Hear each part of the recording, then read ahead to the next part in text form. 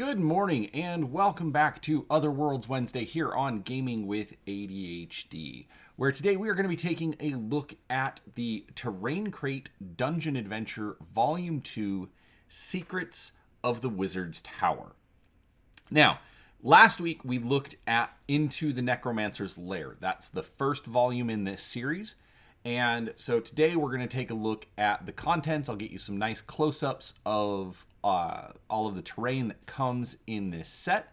But if you aren't familiar with what these are, basically they are a kit put out by Mantic Games that includes terrain, maps, and even an adventure for games of Dungeons & Dragons 5th edition, or as many people like to call it, the world's most popular role-playing game. With that said, before we get into this, do make sure that you're subscribed to the channel. I try to put out a few videos each week covering all sorts of tabletop gaming content, and I've got some other plans involved for the Dungeon Adventure series that I do want to make sure that you know about. So make sure you're subscribed. When that content comes out, you'll be able to see that, and hopefully you'll find something else here that you like as well. Now, with that out of the way, let's go ahead and get started. And the first thing I actually want to do is take a look at the actual Mantic Games website. Now, main reason I wanted to point this out is because it can be a little bit confusing to find. There isn't obviously there's nothing here in the header, and the dungeon adventures actually show up underneath the Terrain Crate section of the website. So it is listed here directly, but they also put up some additional content that you might find interesting. So as you can see, we've got the two adventures here. They do retail for $60 each, which is actually a pretty decent price. You do get more than 30 pieces of terrain, plus the map, plus the adventure. So while it's a little bit more in cost than a typical book, I still think it's a good price just because of the amount of terrain. You get some big pieces, you get small pieces, but $2 a miniature isn't really unheard of. They are unpainted, but again, I think it's still worth it. But if you need a dragon, they have one of those. They have dungeon critters, demons, or denizens of the abyss, as they call it. Evil dead, so zombies, skeletons, zombie trolls. The Green Rage, which is a bunch of orcs. Dungeon villain, so sorcerer, orc warboss kind of things. Wandering beasts, and heroes. So basically, they are going to offer you pretty much everything you would need in the miniatures department to go ahead and get started with with your role-playing games. So Mantic, I absolutely love them. They are a fantastic company. They're staffed by literally fantastic people. Shout out to them for sending me this copy to do the review on. Really give them a look and come back, make a comment, let us know what you think.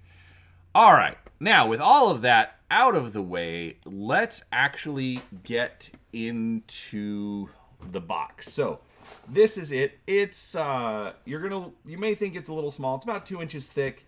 It's about 11 inches tall and about 7 inches wide. So a little smaller than a piece of paper. But I do like the look of it. It actually looks like a book, locked up tome here. Spine, you have the volume 2. Back of the box, a little bit of description, as they say, over 30 scenery pieces, your booklet, and your map. But you don't want to look at a box. You actually want to see the stuff. So let's take a look. All right, so first off, we've got our bags of terrain. I'm not going to open this up right now, just because of the fact that I'm going to pull out my my close-up camera, and we'll actually do some 360 views of these. All right, so we've got our adventure book. So this is basically a one-shot, okay? It's set up in 2 acts, okay? Similar to the Necromancer's Lair. But they give you, all sorts of information. They give you some background. They give you ideas on how to actually paint the terrain that comes with the set. Questions, how to set up your maps, description of different monsters. So we've got a toad leech and a surf hunter, which I'm going to guess are probably the... why can't I remember what they're called? Give me 1 second. I need to look.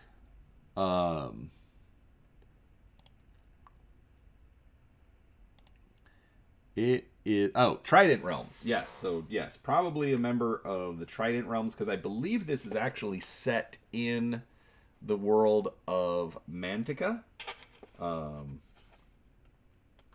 Which I also know isn't right. Panathor. Panathor is the name of the world. Mantica is a specific region in the world. So there's that. All right. Then we've got the Toad Leech, Pirate Ship Hand, Zilf Nobeard, which looks like a named character. Anyways, so they're giving you tons of information, tons of things to work on, modifications on, how many, based on how many players you have. So that's fantastic. I mean, honestly, this is put together really well. I realize I haven't played it yet, so I can't really comment on the adventure itself, and I'm trying to avoid any spoilers in it. But, again, it's just a nice little adventure. Something that could be, played at home or played at the shop. Honestly, really, really good setup there. All right. Then last thing before we switch over and take a look at the miniatures, we do have the map. So this, I think, actually is a little bit better than the Necromancer's Lair. The grid is still a little bit heavy. So it kind of distracts from the map itself, in my opinion, but it looks good. It's not as blatant and noticeable as it was in the Necromancer's Lair. Yes, this is my infamously small work table, so I'm trying to fit in the map as best I can. Lots of detail on this. Overall, the printing is really good. The detail is really good. They obviously put a lot of work into it. Got some great artists on it. Let's zoom out a little bit for this. As you can see, my hobby mess. So we've got, looks kind of like a beachside. I don't want to call it docks, but just because we've got like these little walkways going between the dry spots. But overall, again, I think they could have toned down the grid on this, like a lighter gray or something, because it is a little bit distracting from the play surface itself. But again, minor quibble. Otherwise, I'm perfectly fine with it. And it's basically about a 2-foot by 2-foot map that obviously you'll be able to reuse in plenty of ways. So that is awesome. All right, so bear with me for a moment, and when I come back, I will have the close-up camera set up, and we'll go from there. All right, and here we go with the first of the miniatures. We've got an astrolabe here. Now, one thing I do want to point out, these are PVC miniatures, meaning it's a softer plastic. So a lot of times in shipping and it being stored on a shelf, the miniatures are just put in bags, and so you are going to end up with some bent pieces, sort of like this. Now, I point that out because PVC plastic is actually really easy to work with. There is a trick where if you take a cup of water, put it in the microwave, heat it up. You don't want it like boiling lava hot, but you want it really warm. Basically, you can do a quick touch to it, but you will basically putting the piece into the hot water softens it up. You put it into the shape that you want it, and then have a cup of ice water that you then dunk it into immediately, and that will fix most of your problems. I'll be honest, it's never going to be quite perfect, but it's going to be close enough that you're not going to care. And honestly, it's just fine. So we'll see some of them that are a little worse than others, some that are perfectly fine. But do be aware of that. Some people don't like it, but I've learned to work with it, and I have zero issues. Overall, this particular piece I think is great, even with the bending. I was playing with it for a couple of seconds while I was setting up the camera, and even just manually pushing it into place, I think it works up.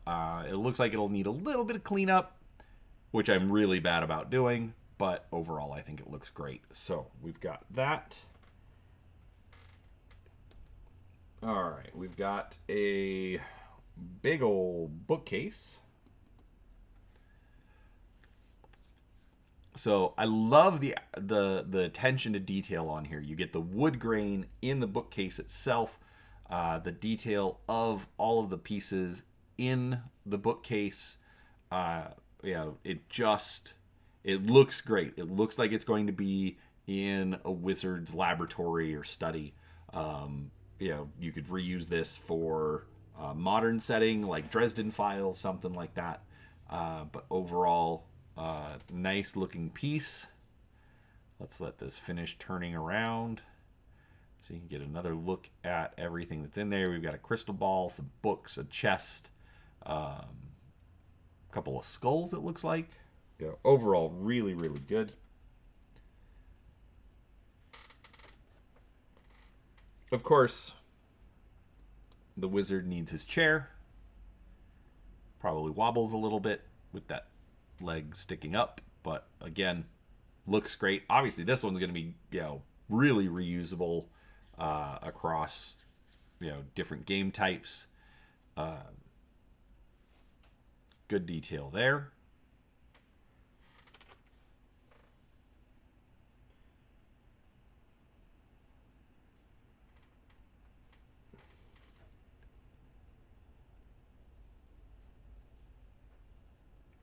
All right.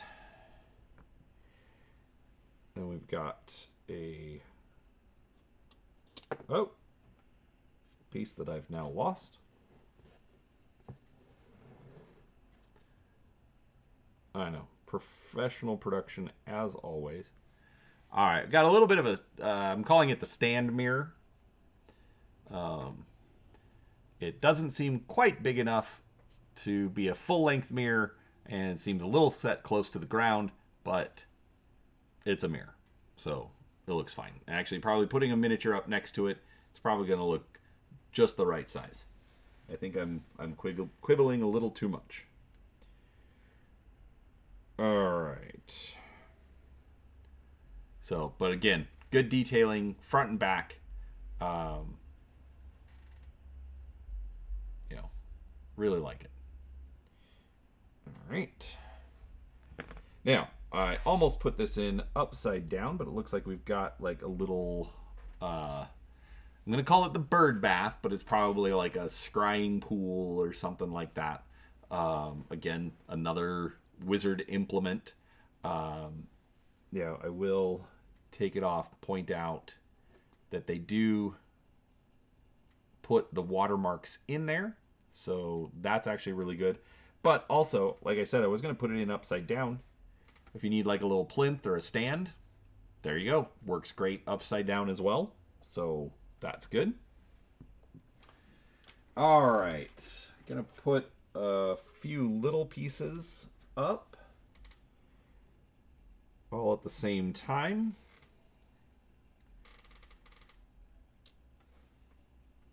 Got, looks like documents with a knife, a couple of books,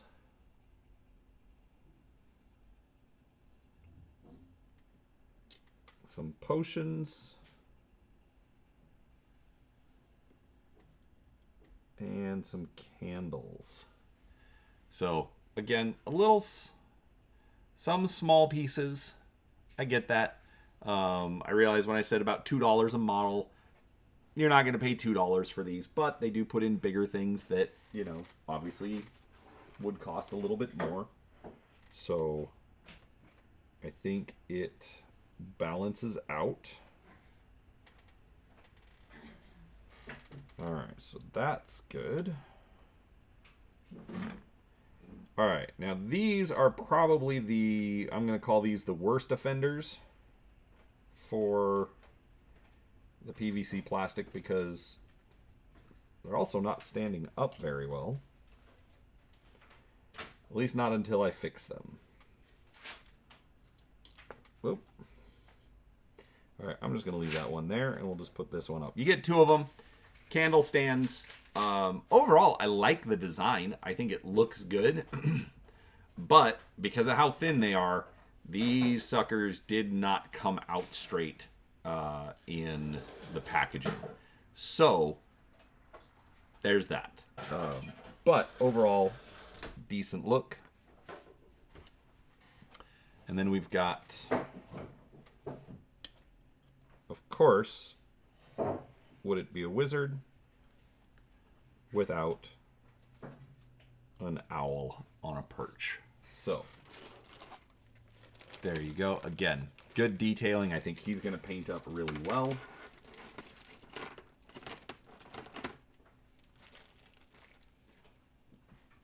All right. Bag number 2. First up, we've got some detritus here. Boxes, barrels, all sorts of stuff.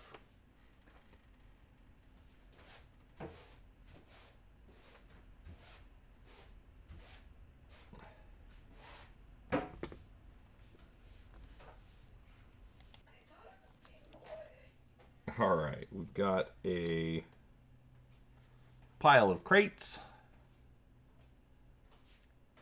So, again, some of the bigger pieces, not very exciting, but also really, really useful for any games. A pile of crates, a bunch of barrels. Speaking of a bunch of barrels, these are nice, generic pieces that even once you've already run this adventure, this kind of stuff is just, even if it's not important for the story, if you just want to dress up the table a little bit, this stuff is going to be great. Got that. Got another sort of barricade deal going on there. So apparently this whole bag is all sorts of stuff like this. As you can see, lots of detail. This one clearly was a door.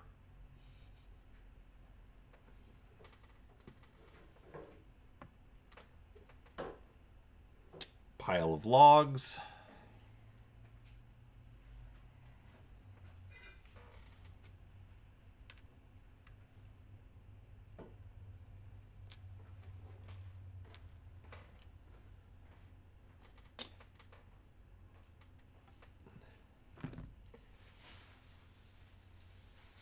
crate. Trying to go through these a little quick, so sorry if, I'm not letting them get all the way around, but it's a crate. I think you know what it looks like. But again, as you can see, lots of detail, really good looking piece, even for just a simple crate. Pile of stuff.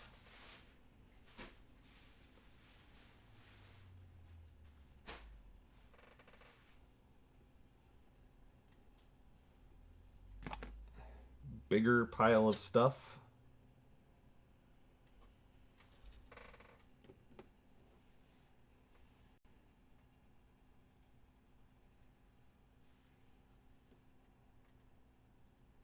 And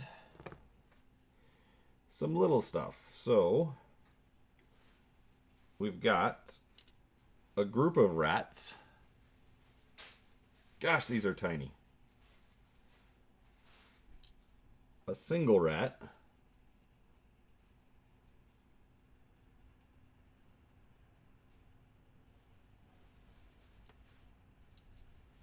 A skull. Sorry if I can't get that up right. And a second skull. So again, good detail, tiny pieces. Is what it is. All right, let's pull these off.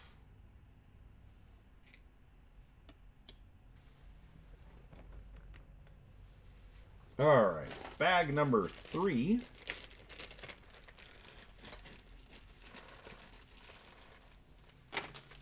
Okay, well, to be honest with you, I'm not going to go through bag number 3. Actually, I will point that out. There's a clean candlestick. Bag number 3 turns out to be a duplicate of bag number 1. So, everything I already showed you, it's the same way, but I am glad I opened this up because now you get to see the candlestick the way it's supposed to look. Could probably still use a little bit of straightening, but overall, this one looks just fine.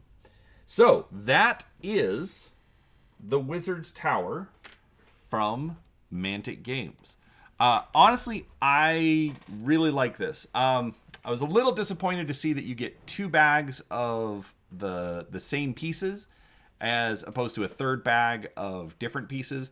That's one thing I do think the Necromancer's Lair had as a big advantage is all of the pieces were different. I actually don't think there were any duplicates at all in that one. But even still, it's a lot of good material, and I'm excited. My son has agreed to run these adventures for our family. He's still reading through the first one, so we're probably going to play that here in the next week or 2. But overall, it's some good stuff. So, if you like it, I will have a link down below to the Mantic Games website where you can pick up this set yourself or any of the others that I mentioned at the very beginning of the video. But again, I do want to thank Mantic Games for sending me this. I really do appreciate it, and I hope you all enjoyed this. So make sure you're subscribed, come back and see the after report, and we will talk to you next time. Thanks for watching. Bye.